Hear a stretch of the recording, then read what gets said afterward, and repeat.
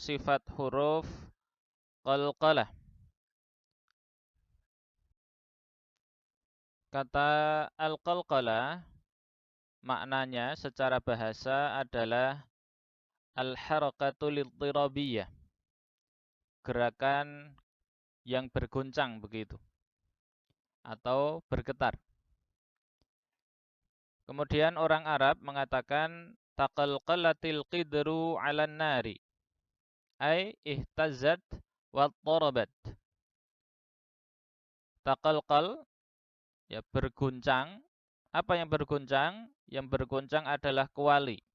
'Alan nari, di atas api. Zaman dulu atau mungkin juga ada sekarang, orang ketika mau memasak air ya, itu menumpuk atau menata 3 batu begitu ya, seperti di gambar ini.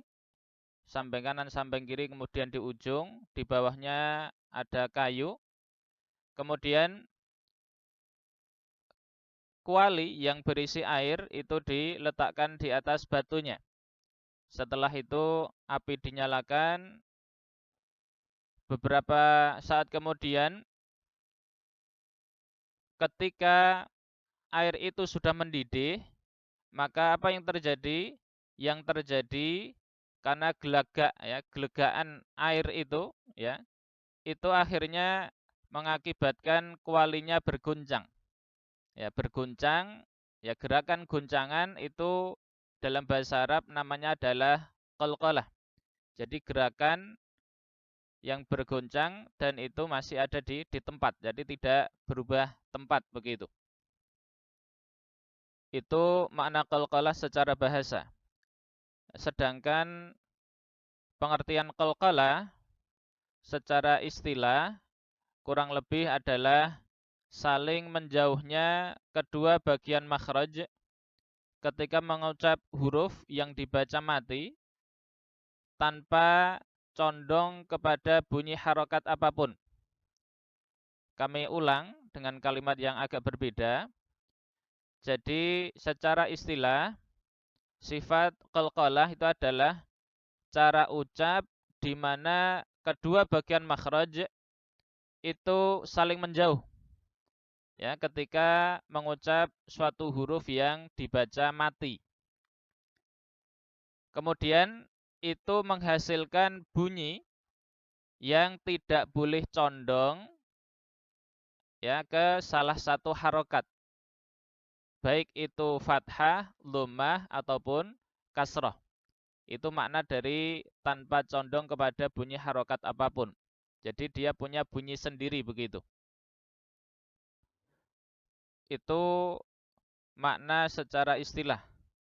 Ya, jadi kalau di kita biasanya qalqalah ini diartikan sebagai bunyi pantulan, maka itu adalah sekedar untuk mendekatkan pemahaman kita agar mudah menangkap pengertian dari kata atau sifat qalqalah ini.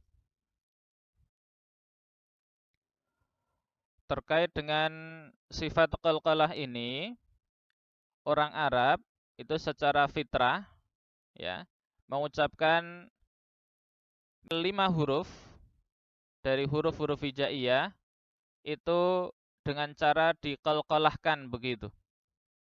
Apa huruf itu? Huruf-huruf itu adalah yang pertama qaf, kemudian tha, ba, jim, dan yang terakhir adalah dal. Kelima huruf ini tergabung di ungkapan qutbu jaddin. Jadi kalau diartikan secara letter luck begitu, qutbun itu maknanya itu adalah poros atau pusat. Jadi sesuatu yang diputari begitu. Ya, poros atau pusat. Bisa juga artinya pemimpin atau pemuka, ya, penghulu juga bisa. Intinya adalah orang yang memang punya derajat yang tinggi begitu. Ya. Kemudian bisa juga berarti bintang utara. Ya, jadi itu adalah salah satu nama bintang.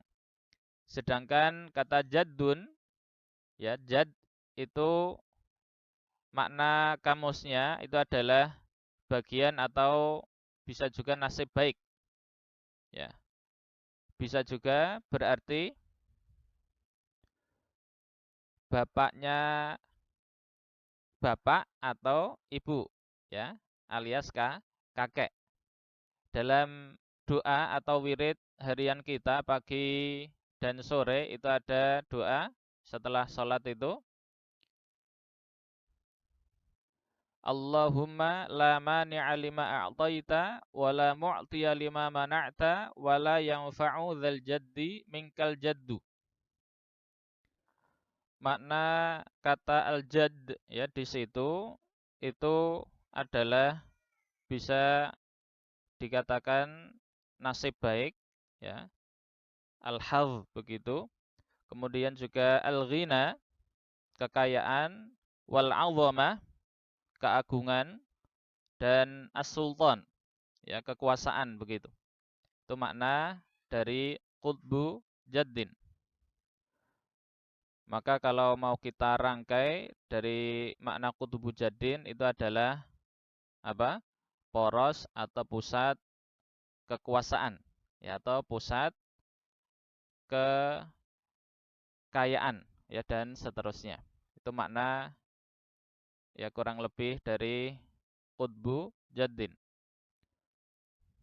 Selanjutnya kita lihat matannya, masih di bait ke-24 dari Al-Muqaddimah Al-Jazariyah. Qala an-nadhimu rahimahullahu ta'ala, nafa'anallahu bi'ulumihi fid dharaini amin. Safiruha sadun zayun sinu qalqalatun qutbu jadin wallinu. Ya, jadi ini yang baris kedua. Ya, qalqalatun qutbu jadin. Jadi sifat qalqalah itu hurufnya ada 5, yaitu qaf, tha, ba, jim, dan dal.